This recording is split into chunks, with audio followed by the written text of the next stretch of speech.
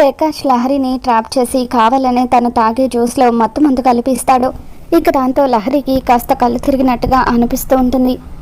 ఏమైంది లహరి అని చెప్పి ప్రకాష్ అడుగుతుంటే, ఏం లేదు, కాస్త నీరసంగా అనిపిస్తుంది, కళ్ళు తిరిగినట్టుగా అనిపిస్తుంది అని చెప్పి అంటూ ఉంటే, అవునా, పద, దగ్గరలోనే మా ఇల్లు ఉంది, కాసేపు రెస్ట్ తీసుకున్న తర్వాత వెళ్దు కానీ అని చెప్పి అలా ప్రకాష్ లహరిని తన ఇంటికి తీసుకొని వెళ్తాడు. ఇక ఇంట్లో ఎవరూ లేకపోవడంతో లహరికి కాస్త కంగారుగా అనిపిస్తూ ఉంటుంది. ఏంటి ప్రకాష్, ఎవరూ లేరేంటి అని చెప్పి అంటూ ఉంటే, మమ్మీ డాడీ ఇద్దరు కూడా ఎప్పుడు బిజినెస్ పనుల్లో బిజీగా ఉంటారు, నైట్ ఎప్పటికో కానీ ఇంటికి రారు అని చెప్పి అంటూ ఉంటాడు. తర్వాత లహరి బాగా హెడ్ఏక్గా అనిపిస్తుంది అని చెప్పి అంటూ ఉంటే, అప్పుడు ప్రకాష్ ఉండు, కొంచెం వాటర్ తీసుకుని వస్తాను, అవి తాగితే సెట్ అవుతుందేమో అని చెప్పి అంటూ ఉంటాడు. ఇక అలా లహరిని నమ్మించి లోపలికి వెళ్ళి వాటర్లో మళ్ళీ మత్తు మందు కలుపుతూ ఉంటాడు. ఇప్పుడు డోస్ మరింత పెంచుతున్నాను కాబట్టి నేనేం చేసినా కూడా తనకు ఏమీ తెలీదు అని చెప్పి అలా ప్రకాష్ కావాలని నీళ్ళల్లో మత్తు మందు కలిపి తీసుకొచ్చి లహరి చేత తాగిస్తాడు. ఇక ఆ వాటర్ తాగిన కొద్దిసేపటికే లహరికి మత్తు మొత్తం కూడా ఎక్కేసి తను ఒక్కసారిగా స్పృహ కోల్పోతుంది. ఇప్పుడు ఈ అందం నా సొంతం అవ్వబోతుంది అని చెప్పి ప్రకాష్ అలా లహరి జీవితాన్ని నాశనం చేయడానికి రెడీ అవుతూ ఉంటాడు. మరోపక్క లహరి వెళ్ళిన బ్యూటీ పార్లర్ ముందు నుండే ఆనంద కారులో వెళ్తూ ఉంటుంది. అలా తను కారులో వెళ్ళేటప్పుడు అక్కడ లహరి స్కూటీ కనిపిస్తుంది. ఇదేంటి, లహరి స్కూటీ ఇక్కడుంది, తను బ్యూటీ పార్లర్కి వచ్చిందా అని చెప్పి లోపలికి వెళ్ళి చూసేసరికి అక్కడ లహరి ఉండకపోవడంతో స్కూటీ ఇక్కడే ఉంది, మరి లహరి ఏమైపోయినట్టు అని చెప్పి ఆనంద కంగారు పడిపోతూ ఉంటుంది.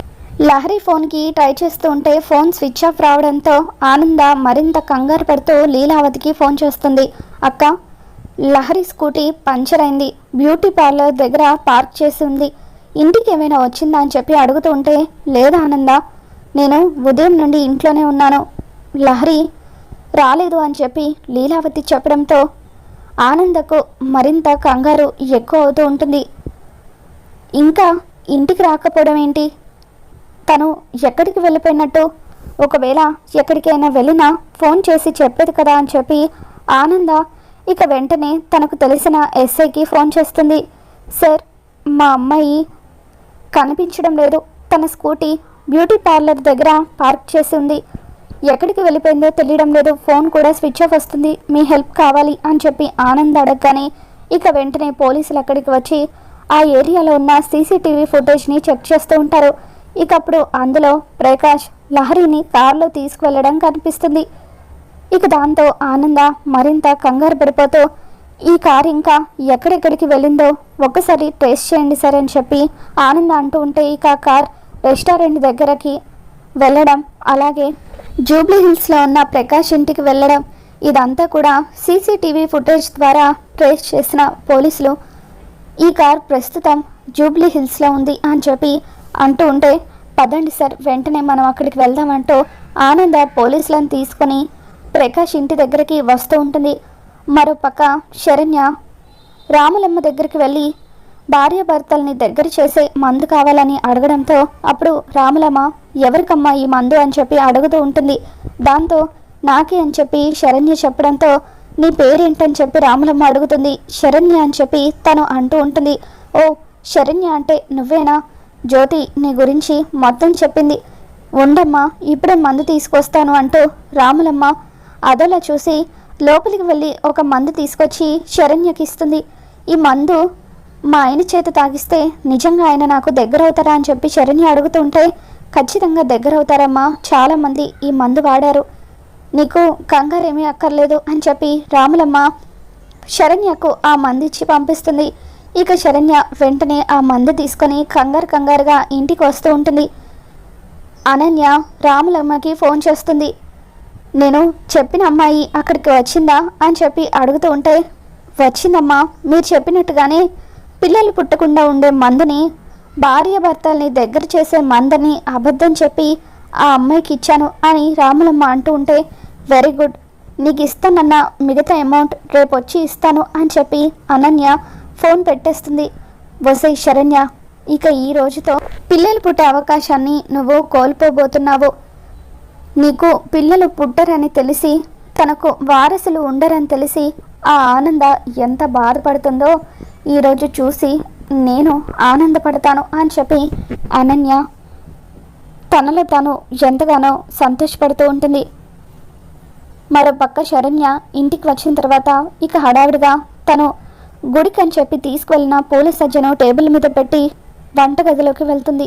త్వరగా ఈ మందుని ఏదో ఒక దాంట్లో కలిపి ఆయన చేత తాగించాలి, అప్పుడైనా దగ్గర అవుతారు అని చెప్పి శరణ్య అనుకుంటూ ఉంటుంది. ఇక ఇంతలో లీలావతి ఆ డైనింగ్ టేబుల్ మీద పెట్టిన పూల సజ్జ వైపు చూస్తూ, ఇదేంటి తీసుకువెళ్ళిన కొబ్బరికాయ అలాగే ఉంది, పూజ సామాన్లు కూడా అలాగే ఉన్నాయి, మరి శరణ్య ఎక్కడికి వెళ్ళినట్టు అని చెప్పి కిచెన్లో ఉన్న శరణ్య దగ్గరికి వచ్చి, అమ్మ శరణ్య, నువ్వు గుడికి వెళ్తున్నానని చెప్పావు కదా, మరి తీసుకువెళ్ళిన కొబ్బరికాయ అలాగే ఉంది, పూజ సామాన్లు కూడా అలాగే ఉన్నాయి ఏంటి అని చెప్పి లీలావతి అడుగుతూ ఉంటే, ఏం లేదు అత్తయ్య గారు, నేను గుడికి అని చెప్పి వెళ్తూ ఉంటే బాగా నీరసంగా అనిపించింది, గుడికి వెళ్ళడం కష్టంగా అనిపించింది, అందుకే మళ్ళీ ఎప్పుడైనా వెళ్ళొచ్చులే అని చెప్పి వెనక్కి వచ్చేసాను అని శరణ్య అంటూ ఉంటుంది. అవునా, ఈసారి నువ్వు వెళ్ళేటప్పుడు అలా ఒంటరిగా వెళ్ళకుండా దర్శన్ని తోడు తీసుకెళ్ళమ్మా అని చెప్పి లీలావతి చెప్పడంతో, అలాగే అత్తయ్య గారు అని చెప్పి శరణ్య అంటూ ఉంటుంది. ఇక తను జ్యూస్లో రాములమ్మ ఇచ్చిన నాటు మందుని కలిపేస్తుంది. తన చేతిలో ఉన్న జ్యూస్ని చూస్తూ, ఏంటమ్మా జ్యూస్ అని చెప్పి లీలావతి అడుగుతూ ఉంటే, ఏం లేదు అత్తయ్య గారు, ఆయన కోసం జ్యూస్ తీసుకువెళ్తున్నాను అని చెప్పి శరణ్య అంటూ ఉంటుంది. దాంతో లీలావతి, అమ్మ శరణ్య, నువ్వేం అనుకోకపోతే ఆ జ్యూస్ నాకు ఇస్తావా? పాపం ఉదయం నుండి అనన్య పని మనిషి రాకపోవడంతో ఇంటి పనులన్నీ కూడా తనే చేసింది, తనకు ఈ జ్యూస్ ఇస్తాను, అప్పుడు తను కాసేపు విశ్రాంతి తీసుకుంటుంది అని చెప్పి లీలావతి అంటూ ఉంటే, అది కాదత్తయ్య అని చెప్పి శరణ్య ఇక అడ్డు చెప్పలేకపోతూ ఉంటుంది. అయినా దర్శన్ ఇందాకే కాఫీ తాగాడు, వాడు ఇప్పుడప్పుడే ఆ జ్యూస్ తాగలే, కావాలంటే తర్వాత మళ్ళీ వాడికి చేసివ్వచ్చు, ఇవ్వమ్మా, అది నా కోడలికి తీసుకొని వెళ్తాను అంటూ అలా శరణ్య చేతిలో ఉన్న జ్యూస్ని లాక్కొని లీలావతి అనన్యకు తీసుకుని వెళ్తుంది. అమ్మ అనన్య, ఉదయం నుండి ఇంటి పని అంతా చేసి చాలా కష్టపడ్డావు కదా, ఈ జ్యూస్ తాగమ్మా అని చెప్పి లీలావతి అంటూ ఉంటే, నేనంటే మీకు ఎంత ప్రేమ అత్తయ్య అని చెప్పి లీలావతి తీసుకొచ్చిన జ్యూస్ని అనన్య తాగేస్తుంది. ఇక అలా పిల్లలు పుట్టకుండా రాములమ్మ ఇచ్చిన మందుని శరణ్య ఆ జ్యూస్లో కలిపేయడంతో అనన్య ఆ విషయం తెలియక జ్యూస్ మొత్తాన్ని కూడా తాగేస్తుంది. మరోపక్క ఆనంద పోలీసులను తీసుకుని ప్రకాష్ ఇంటికి వెళ్తుంది. ఇక అలా పోలీసులు డోర్ కొడుతూ ఉంటే ప్రకాష్ టెన్షన్ పడుతూ, ఈ టైంలో ఎవరు వచ్చుంటారో, మామ్ డాడ్ ఇప్పుడప్పుడే రారు కదా అని చెప్పి అలా బయటకు వచ్చి చూసేసరికి పోలీసులు ఉంటారు. ఇక దాంతో ప్రకాష్ ఎంతగానో టెన్షన్ పడుతూ ఉంటాడు. ఇదేంటి పోలీసులు వచ్చారు అని చెప్పి డోర్ ఓపెన్ చేయకుండా అలా ప్రకాష్ టెన్షన్ పడుతూ ఉంటే, ఎవరు లోపల, మిస్టర్ మర్యాదగా డోర్ ఓపెన్ చేస్తావా లేదంటే తలుపులు బద్దలు కొట్టుకొని లోపలికి రమ్మంటావా అని చెప్పి పోలీసులు బెదిరిస్తూ ఉండడంతో ప్రకాష్ తలుపులు తెరుస్తాడు. ఇక దాంతో ఆనంద అతని కాలర్ పట్టుకొని, రే ఎక్కడ్రా నా కూతురు అని చెప్పి అంటూ ఉంటే, ఎవరండి మీరు, ఏం మాట్లాడుతున్నారు, మీ కూతురు నా దగ్గర ఎందుకుంటుంది అని చెప్పి ప్రకాష్ అంటూ ఉంటాడు. రే అబద్ధం చెప్పకు, సీసీటీవీ ఫుటేజ్లో నా కూతుర్ని నువ్వే తీసుకురావడం చూశాను, మర్యాదగా చెప్తావా లేదా నా కూతురు ఎక్కడ అని చెప్పి ఆనంద అతని కాలర్ పట్టుకొని 2 చెంపలు వాయిస్తూ ఉంటే అప్పుడు పోలీసులు లోపలికి వెళ్ళి లహరి కోసం వెతుకుతూ ఉంటారు. ఇక అప్పుడు పైనున్న బెడ్రూమ్లో లహరి కనిపిస్తుంది. ఇక వెంటనే సార్ అంటూ కానిస్టేబుల్ గట్టిగా అరుస్తాడు. ఆనంద ఇన్స్పెక్టర్ ఇద్దరు కూడా పరిగెత్తుకుంటూ ఆ బెడ్రూమ్లోకి వెళ్తారు. ఇక అక్కడ స్పృహ కోల్పోయిన లహరిని చూడగానే ఆనంద కంగారుగా అమ్మ లహరి అంటూ అక్కడున్న వాటర్ తీసుకుని లహరి మొహం మీద చల్లుతుంది. ఇక లహరి స్పృహలోకి వస్తుంది. నువ్వేంటమ్మా ఇక్కడ ఉన్నావని చెప్పి ఆనంద్ అడుగుతూ ఉంటే అప్పుడు లహరి, అమ్మ నా టైర్ పంచర్ అయిందమ్మా, దాంతో అతను లిఫ్ట్ ఇస్తానని చెప్పి నన్ను ఇక్కడికి తీసుకొని వచ్చాడు, మధ్యలో ఏం జరిగిందో తెలీదు, నాకు కళ్ళు తిరిగినట్టుగా అనిపించింది, దాంతో రెస్ట్ తీసుకుందామని ఇంట్లోకి వచ్చాను, కానీ బెడ్రూమ్లోకి ఎలా వచ్చానో తెలీదు అని చెప్పి లహరి అంటూ ఉంటే నాకు మొత్తం అర్థమైంది అంటూ ఎరా నా కూతురు జీవితాన్ని నాశనం చేయాలని చూస్తావా అంటూ ఇక అతని 2 చెంపలు కూడా వాయిస్తుంది. ఇన్స్పెక్టర్, వెంటనే ఇతన్ని అరెస్ట్ చేయండి. నా కూతుర్ని ఇతను రేప్ చేయబోయాడు. అటెంప్ట్ రేప్ కింద ఇతన్ని అరెస్ట్ చేయండి. ఎట్టి పరిస్థితుల్లోనూ బెయిల్ పైన కూడా ఇతను బయటకు రాకూడదు. నేను ఇతని మీద కేసు పెడతాను అని చెప్పి ఆనంద పోలీసులకు చెప్పడంతో ఇక పోలీసులు ప్రకాష్ని అరెస్ట్ చేసి అక్కడి నుండి తీసుకెళ్ళిపోతూ ఉంటారు.